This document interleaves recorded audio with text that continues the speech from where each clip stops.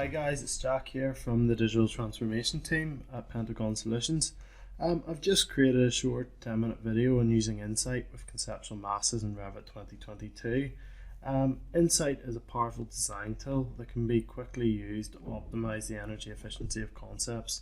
And it does this through offering really intuitive dynamic recommendations that look at things such as solar gain, orientation of the building on the site, the fabric of the building, potentially what it's made from, and again going in and looking at the systems that will be used in the building. And it gives us really invaluable information to the designer in terms of potential running costs and the energy utilization that the building would use in operation. So I'm just quickly going to create a mass here, maybe have a bit of a concept that you've seen on the last page there.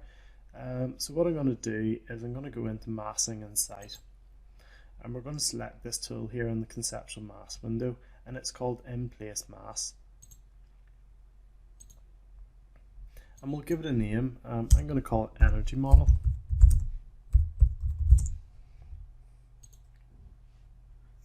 So the next thing I want to do is draw the mass itself. So I'll just select the draw line tool, and I'll give it a size. I want it to maybe be 7 meters by 12 meters, and then again I'll just finish that. So the next thing I'm going to do here is I'm going to go to the modify tool and just select that. I'm going to select my mass outline, and I'm going to go create form, and then I'm going to go finish mass. So I want to view my mass in terms of the height of it. So I'll go into my elevations here in my project browser, and I'll just go into my east elevation, and you'll see if we select the mass, it shows us the height of it.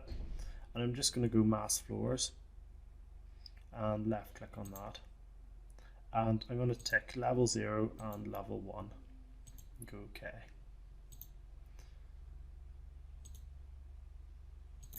So the next thing I want to go into here is the Analyze tab. So if we select that, and you'll see that if we go over to Energy Optimization, in the Energy Optimization window we've got a few tools here. So I want to put in the location, and this is really important because it pulls a lot of information from local weather stations and the height of the site, where it's located, and this will affect things such as the PV potential as well. So I'm going to just go in and stick in Belfast here, just to be rough, keep it local. You can see that it's automatically put our site location in the centre of Belfast. I'm just going to move this up to Cultraw, or around Cultraw. I will. So I've moved it. I've moved the location, and you can see here that we can select the weather station as well. This weather station here near Dundonald would probably be the closest one, so I'm just going to select that, and I'm going to go OK. So now I've done the site location, what I want to do is create an energy model. But before I do that, I'm going to go into system analysis, and you'll see that settings here is very important, and this will tell us a lot about the building and its uses. So I'm just going to go into advanced, edit, target percentage glazing. I'm not too worried about that. This might be useful if you're creating a tall building that's a hotel. I'm not too worried about that either. Happy enough with that. The type of building, it's not an office.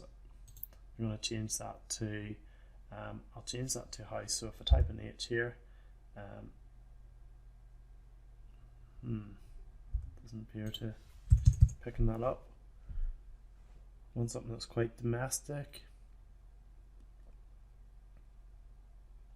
Single family. Building operation schedule, it's probably going to be 24/7. HVAC system central, again you can go in and there's lots of different options here. I'm probably going to keep it quite simple. There's with a heat pump. Again, you might want to look these up to see what they are. Outdoor air information, we can go in and we can enter this information here, litres per person. But again, you'll find if we just leave that, the defaults will be set up for the type of building that's going to be. You might find that a gym has more air changes than say a house, because people require more air in a gym. And I'm just going to go conceptual types. Yeah, I'm happy enough with that, and I'll just go OK and OK. You can play about more with that yourselves, and I'm just going to go cancel. So the next thing I want to do here is I've created an energy model.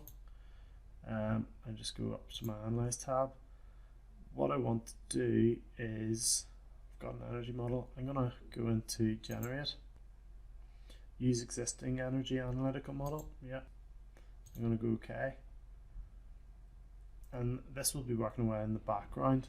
So I'm just going to go into Optimize, and this is where we really get to use the Insight tool. So there's our new project. It's doing an analysis there. It's in progress at the moment, so that might take a few minutes. Depending on when you do it, it might take 10 minutes, it might take 20 minutes, but you can come back to it at any time. Insight project's loaded here, so I'm just going to click into it. And you'll see that it gives us a reading.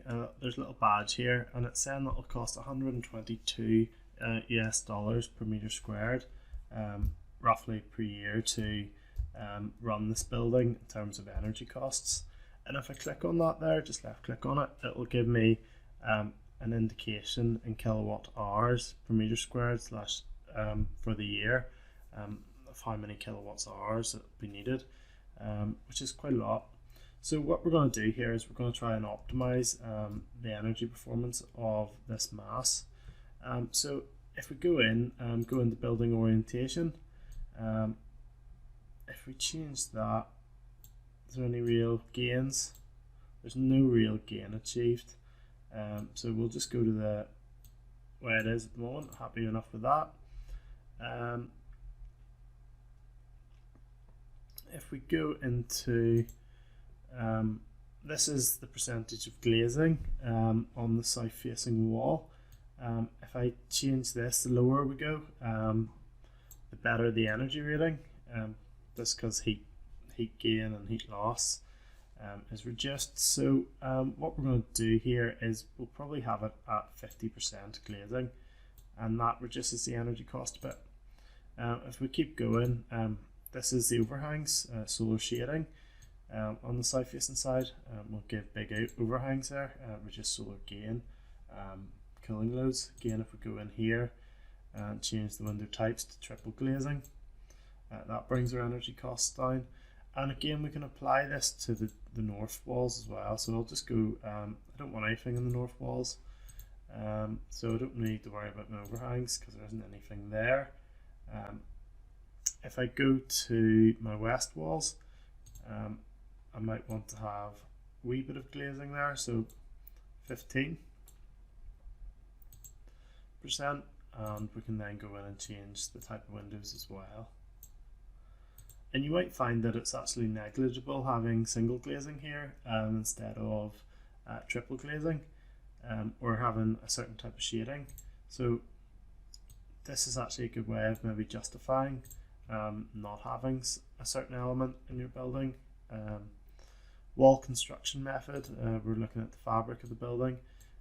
Maybe go for something that's super insulated. We can look these up and see what sort of how they're made up and the R values and stuff there, and create something that's sort of similar but less Americanized.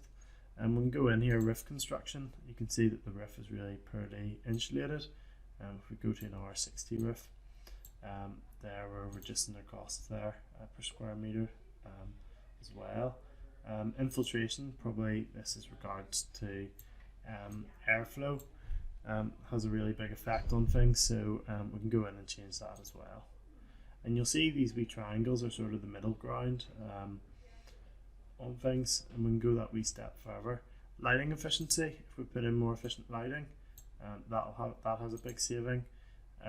Another thing that has a big saving is the HVAC system. We can go in, there's with heat pump, makes a huge saving. Operating schedule, If the building's not 24/7 but 12/7, again, huge savings. And then we can go in, and at the end we can then see that it's now 178 kilowatts per meter squared.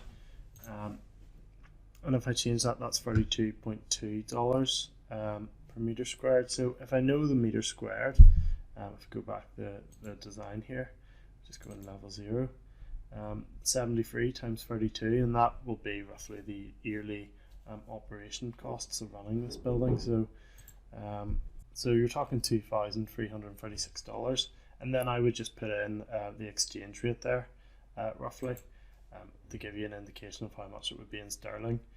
You can do it so it displays in sterling. I hope you guys have enjoyed this video, and if you want to watch similar videos, just follow the link below. And again, you can also follow us on LinkedIn, Facebook and Twitter.